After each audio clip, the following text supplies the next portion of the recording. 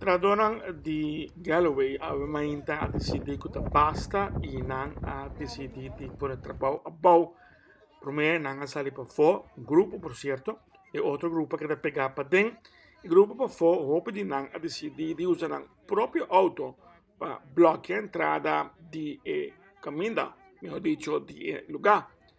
Después sindicato su representante FTA signor Rudy Herman explica que conta lo que tem motivo de ação de ave mainda.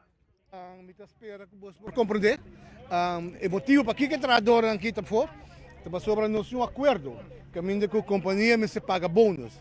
Então a companhia de começamento de ano acaba sa que é bônus que se vai pagar em dezembro. Não sabe que nós passando uma situação difícil, não sabe que não somente Aruba, pero full mundo está passando um momento difícil, pero sabendo de antemano que um bônus para pagar, anterior não está prova de generar pouco a pouco, com um placa banda para pagar bônus. Não, você larga na final, então na final, você decide que o bônus paga bônus mais.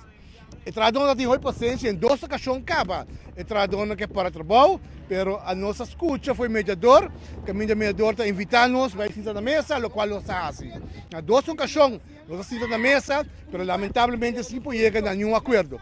E última proposição, que o trabalhador tem direito de 100%, e trabalhador para boa marcha da companhia a decidir afetar 60%. Mientras tanto, el trabajador ha una carta de compañía indicando que no lo va a pagar el bonus.